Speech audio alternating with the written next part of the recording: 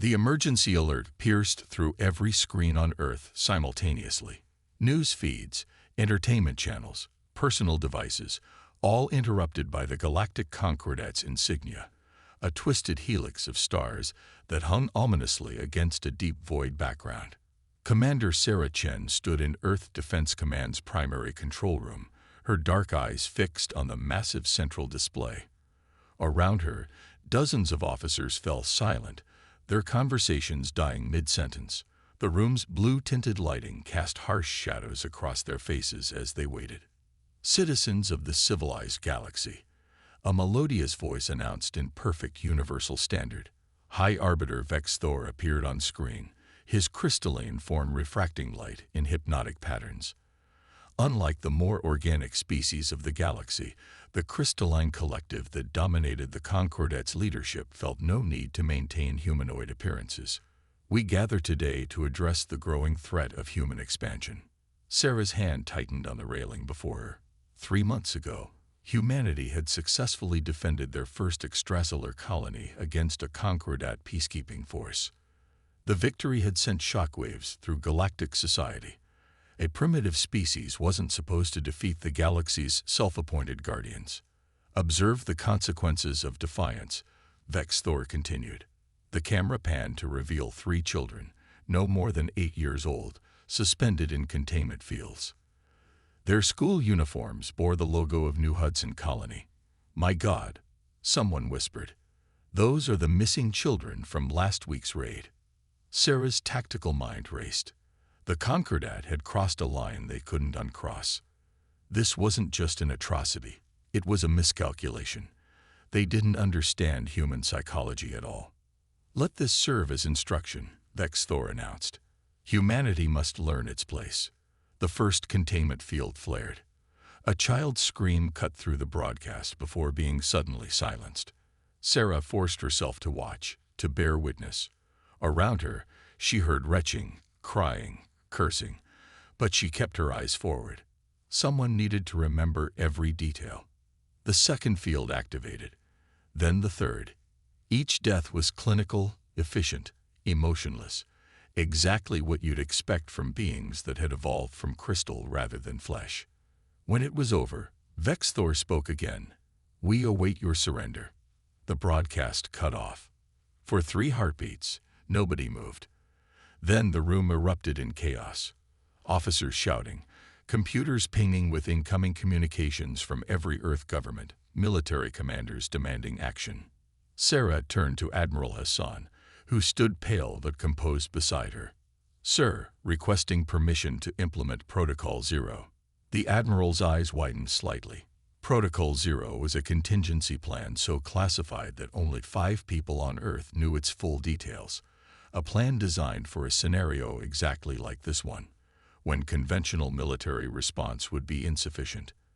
"The Council will never approve it," Hassan said quietly. "The Council just watched 3 children die. They'll approve anything that promises revenge." Sarah's voice was steady.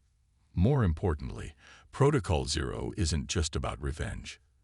It's about showing the galaxy that humanity isn't just another species to be subjugated. We need to demonstrate that crossing certain lines has consequences they can't predict or control." Hassan studied her face for a long moment. "You designed the protocol, Commander. Are you volunteering to lead it?" "No, sir." Sarah shook her head. "I'm volunteering to coordinate it. But for the field team, I have someone else in mind. Someone the Concordat will never see coming." She pulled up a classified file on her secure tablet. The image showed a man with deep brown skin and eyes that seemed to look through you rather than at you. His service record was heavily redacted, but the parts that weren't told a clear story. Major David Rivers, call sign Wraith. 27 successful deep cover operations. 11 confirmed impossible extractions. The kind of soldier who got sent in when failure wasn't an option. "He's been off-grid for 6 months, Hassan noted. "Training indigenous resistance fighters on Proxima B." "Exactly.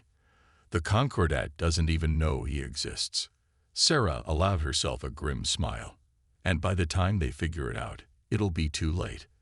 Hassan was quiet for another moment, then nodded once. Do it. But Chen. He met her eyes. Make them regret this. Make them regret ever hearing the word human. Sarah was already moving, her mind racing through logistics, contingencies, assets. The Concordat thought they understood humanity. They thought they could rule through fear, break their spirits with calculated cruelty.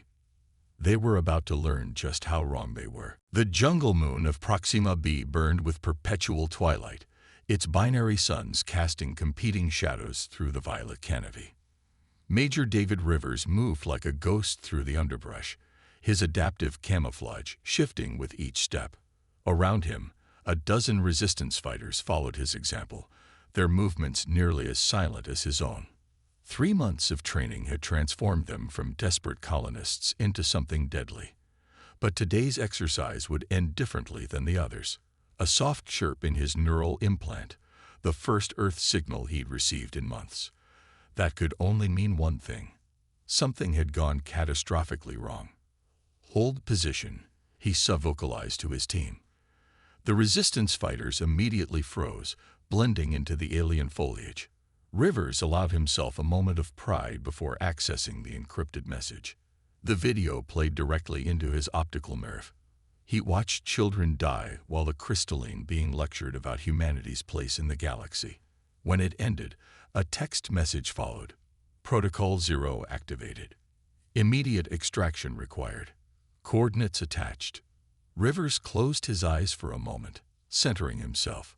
Training's over, he announced to his team. You're ready.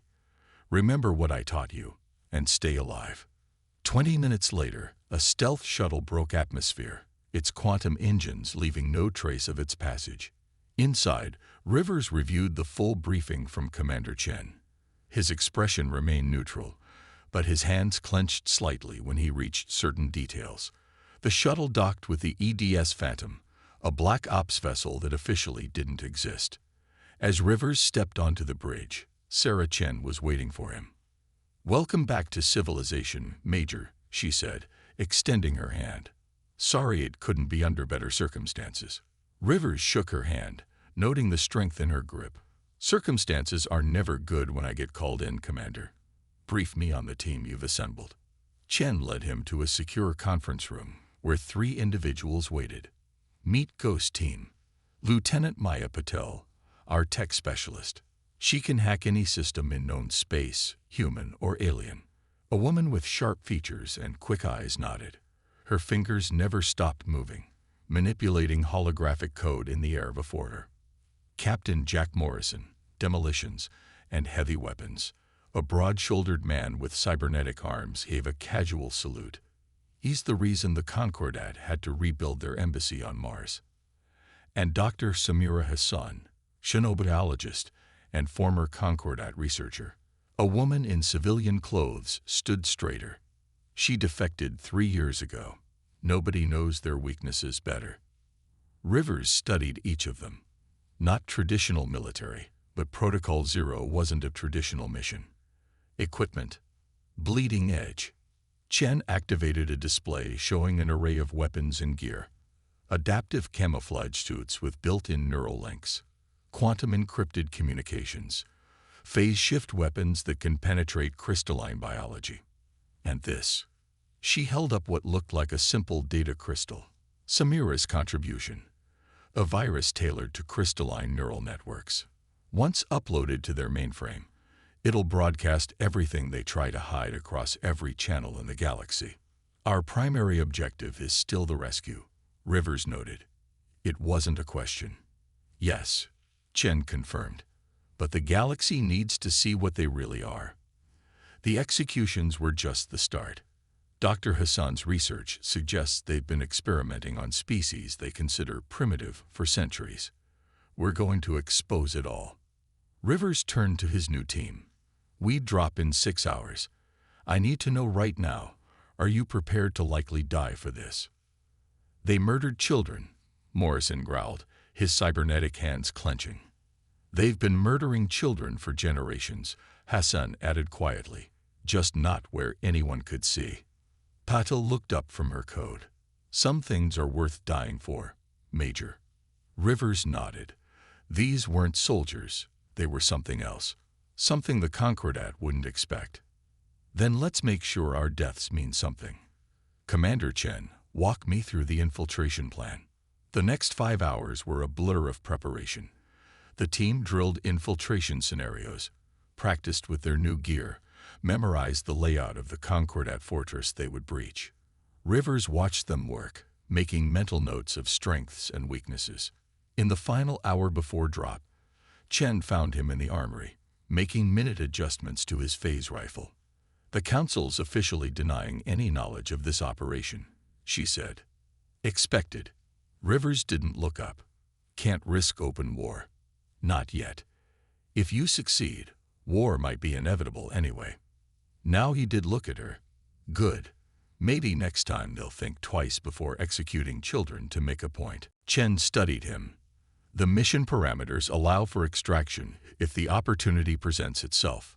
But we both know that's not likely. Rivers stood, slinging the rifle.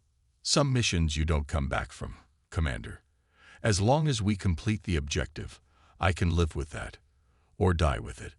A light flashed. Final boarding call for the insertion shuttle. Rivers turned to go, then paused. When we broadcast the evidence, make sure every human in the galaxy sees it. Make sure those kids didn't die for nothing. That's a promise, Major. Chen's voice was steel. Give them hell. Rivers joined his team at the shuttle. 4 people against an entire fortress of being that had ruled the galaxy for millennia. The odds were impossible. But then, humanity had a habit of doing the impossible. It was time to remind the galaxy of that fact. The crystalline spires of Nexus Prime pierced the violet sky like daggers of light. Rivers and his team lay prone on a maintenance platform 1/2 kilometer from their target, their adaptive camouflage reflecting the metallic surface beneath them perfectly. Security scan complete. Patel whispered through their neural link. They've modified their detection grid since my last hack. Give me 2 minutes. Rivers watched through enhanced optics as crystalline guards patrolled the perimeter. Unlike organic beings, the Concordat soldiers never tired, never grew complacent. Their silicon-based neural networks processed every detail of their environment with mechanical precision. Time check, he subvocalized. 18 minutes until shift change, Hassan responded. The guards will enter their regeneration cycle for precisely 40 seconds. Morrison's thoughts came through tinged with anticipation. More than enough time. In, Patil announced. Their systems still think we're background radiation. Move now. They crossed the gap between platforms in perfect silence, their movements synchronized through their neural link. The fortress loomed closer, its crystalline walls refracting sunlight in hypnotic patterns. Up close, Rivers could see that what looked like decorative patterns were actually circuitry. The entire structure was one massive computer. Approaching entry point, Rivers transmitted. Dr. Hassan. The xenobiologist pressed her hand against the wall, activating specialized sensors in her glove. Confirmed. Minimal data flow through this section. They use it for waste processing. Fitting. Morrison commented. We are about to flush their whole system. Rivers ignored the banter, focusing on the task. Patil, can you? Already done. A section of the wall became transparent, revealing a maintenance tunnel beyond. We have 90 seconds before the security system resets. They slipped through the opening one by one. Inside, the air hummed with the fortress's power circulation. Every surface pulsed with faint light, data flowing through the crystalline matrices like blood through veins. Hassan consulted her sensors. Detention levels are 300 meters down. But these readings, she frowned. There's significantly more power being directed there than prison cells would require. Questions later, Rivers decided. Morrison, prep the charges. If this goes bad, I want their security systems busy with multiple breaches. They descended through rarely used maintenance shafts, avoiding the main corridors where crystalline beings floated on electromagnetic fields. Patil's virus kept them invisible to automated systems, but they couldn't risk direct observation. 200 meters down, Hassan suddenly grabbed River's arm. Her face had gone pale. "Major, these energy signatures, I've seen them before. In their research facilities." "Explain." "They're not just holding prisoners." Her voice shook slightly. "They're running experiments. The same ones I helped develop before I realized what they were really studying." "Which was?" "The human capacity for pain. Our ability to adapt to trauma. They think it's the source of our unexpected strength." She swallowed. "They're trying to weaponize it." Rivers processed this silently. Then, change of plans. "Morrison, place your charges near their research servers.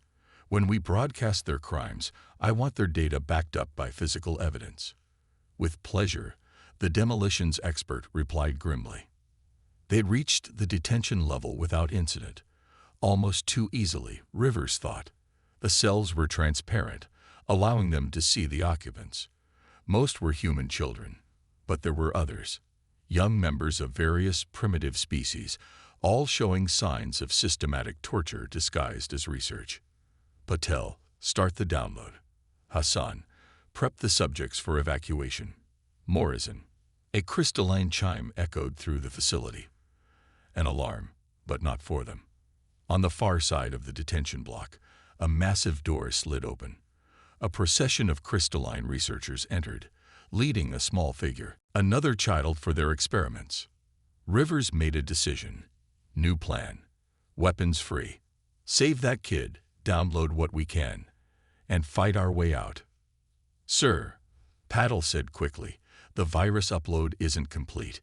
If we reveal ourselves now." "Sometimes you have to settle for good enough." Rivers raised his phase rifle. "Hit their power systems first. They hate fighting in the dark." Morrison grinned. "Now you're speaking my language." The first explosion shook the fortress to its foundations. As emergency lights flashed and crystal shards rained from the ceiling, 4 humans rose from concealment and brought humanity's retribution to the heart of the Concordat's power. The war had begun. The galaxy would never be the same. The fortress's crystalline corridors erupted in chaos. Emergency lights pulsed in crimson waves as Morrison's explosives detonated in sequence, each blast precisely timed to overload different security systems. Through the smoke and falling crystal shards, Rivers led the charge. "Get the children to extraction point Beta," he ordered, his phase rifle cutting down 2 crystalline guards. The exotic particles shattered their silicon-based bodies into glittering dust. "Patil, status on the download." 60%. Her fingers flew across holographic interfaces. "Their security protocols are adapting faster than expected. They're learning." A massive crystalline enforcer rounded the corner, its faceted body gleaming with weapon ports. Morrison stepped forward, cybernetic arms deploying heavy cannons. "I've got this one. Keep moving." Hassan was already gathering the children, her civilian demeanor replaced by focused determination. "This way, quickly. Don't look back, just run." Rivers provided covering fire as the first group of children fled with Hassan. The youngest couldn't have been more than 6, the oldest barely 12. Their eyes held the vacant look of prolonged trauma, but their legs carried them forward on pure survival instinct. Morrison's battle with the enforcer shook the corridor. His specialized ammunition cracked the creature's crystalline shell, but it kept reforming, learning from each hit. "Persistent bastard," he grunted through the neural link. "Like fighting a diamond that thinks." "Patil." Rivers snapped, ducking under a crystalline blade that would have decapitated him. 75%. "But we've got bigger problems." She pointed ahead, where the corridor's crystal walls were shifting, transforming. "The entire fortress is becoming a weapon. We need to move." Rivers made another snap decision. "Morrison, fall back. Hassan, new plan. We're taking the direct route." He raised his rifle and fired at the ceiling, the phase particles eating through layer after layer. "Everyone up. They won't expect us to go vertical." Crystalline soldiers poured in from multiple directions as the team deployed ascension cables. Morrison arrived last, his cybernetic arms scorched but functional. That enforcer's still coming. And he's brought friends. Patel, what's the most critical data you've downloaded? Rivers fired another burst, widening the hole above them. Evidence of genetic experiments, torture protocols, lists of targeted species. Good enough. Upload it now, all channels. Her eyes widened, but the encryption isn't finished. They'll be able to trace. That's the point. Rivers helped the last child onto the cables. Light up every communication network in the sector. Let them try to stop all of it. Understanding dawned on her face. She initiated the upload as they ascended, the data flooding out through the fortress's own communication arrays. Almost instantly, alarms changed pitch as the Concordat realized what was happening. They're going to throw everything they have at us now, Morrison noted, deploying defense drones to cover their ascent. That's why we're not going to our original extraction point. Rivers tapped his neural link, sending new coordinates. Commander Chen, time for that contingency we discussed. They emerged 3 levels up in what had been a secure research lab before Morrison's explosives redesigned it.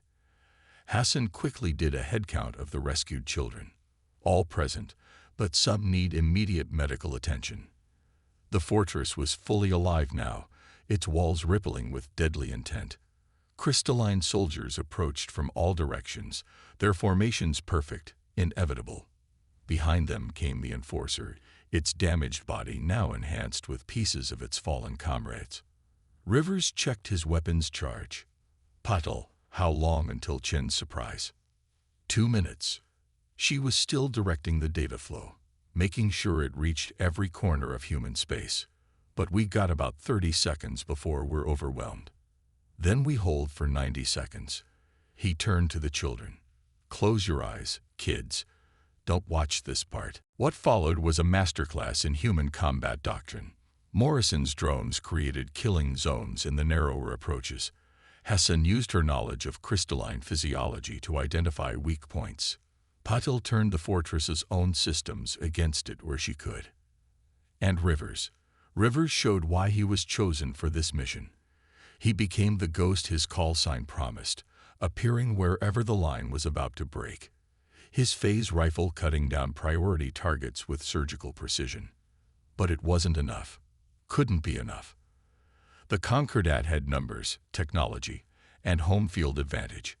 After 60 seconds, Morrison lost his left arm to a crystalline blade. At 75 seconds, Hassan took a glancing hit that left her right side badly burned. Major, Patel called, her voice strained. Whatever the commander's planning, it needs to happen now. The enforcer stepped forward, its reconstructed body towering over its soldiers. Your species' capacity for resistance is remarkable, it said in that melodious voice all crystallines shared, but ultimately futile. Surrender, and we will make your deaths quick. Continue, and we will learn much more about human pain thresholds. Rivers smiled. It wasn't a pleasant expression. Counteroffer. Look up. The ceiling exploded inward as the EDS Phantom decloaked directly above the fortress, its main guns turning the secure facility's upper levels into falling debris. Emergency pods launched from its belly, breaching charges creating new entrances where none had existed. Extraction team here, sir. A full platoon of Earth's best combat operatives rappelled down, laying down devastating cover fire. Time to go. They fought their way to the extraction pods, the children safely sandwiched in the middle of their formation. The enforcer and its soldiers pursued relentlessly, but now they were the ones at a disadvantage, caught between human forces and their own collapsing fortress. As the pods lifted off, Rivers looked down at the chaos they'd created. The fortress, once a symbol of Concordat power, was now a burning wound in the surface of Nexus Prime. More importantly, its secrets were blazing across the galaxy's information networks, impossible to contain. Commander Chen, he transmitted. Mission accomplished. The data spread through the galaxy like wildfire. In corporate boardrooms on 1,000 worlds, executives watched footage of children being systematically tortured in the name of research. On space stations and colony worlds, civilians saw proof of centuries of Concordat atrocities. In the chambers of neutral species governments, leaders witnessed irrefutable evidence of the crystalline's true nature. Commander Sarah Chen stood before the Emergency Council of Earth, her uniform pristine despite the exhaustion evident in her eyes. The chamber was packed with representatives from every nation, colony, and corporate interest humanity possessed. On massive screens behind her, a constant stream of classified Concordat data played. The rescue operation was successful, she reported. 37 children of various species were recovered, including 15 humans. All are receiving medical and psychological treatment. Additionally, she paused, allowing the weight of the moment to settle. We have confirmed that Major Rivers and his team transmitted over 80% of the facility's research data before its destruction. And the team? Someone asked. Major Rivers, Lieutenant Patel, and Dr. Hassan survived with injuries. Captain Morrison. She straightened. Captain Morrison held the extraction point alone against 3 enforcer units, allowing the last pod to escape. He died ensuring every child made it out. Silence fell as the council processed this. Then Premier Zhang stood, his aged face stern. What's the Concordat's response? Exactly what we expected. They're claiming the facility was rogue, operating without official sanction. They've denounced the researchers and are calling for calm. Chen's expression hardened. But we have proof that similar facilities exist on at least 12 other worlds. The operation on Nexus Prime wasn't an aberration. It was standard procedure. Admiral Hassan, no relation to Dr. Hassan, stepped forward. The Concordat has demanded we hand over everyone involved in the raid for trial. They're calling it an act of terrorism. Of course they are. Chen's voice was ice. They're desperate to regain control of the narrative. But there's something they don't understand about humanity. Something they've never understood. She gestured to the screens, where footage showed crystalline researchers dispassionately documenting their experiments. They thought fear would control us. They thought demonstrating their power by executing children would make us submit. A tight smile. Instead, they taught us exactly what we're fighting against. The chamber erupted in discussion, but Chen raised her voice slightly, commanding attention. The Concordat believes they're superior because they've eliminated emotional weakness. They see our capacity for feeling, for anger, for grief, for love, as proof of our primitive nature. She tapped her console, and new images appeared. Morrison's last stand, Rivers carrying injured children to safety, Hassan treating wounds under fire, Patel broadcasting truth to the galaxy even as she fought. But they've never understood that our emotions are our strength. We don't fight because we're fearless. We fight because there are things we fear losing more than we fear death. We don't sacrifice ourselves because we're primitive. We do it because we've evolved enough to understand that some things are worth dying for. The chamber was utterly silent now. Chen's words carried through the still air with devastating clarity.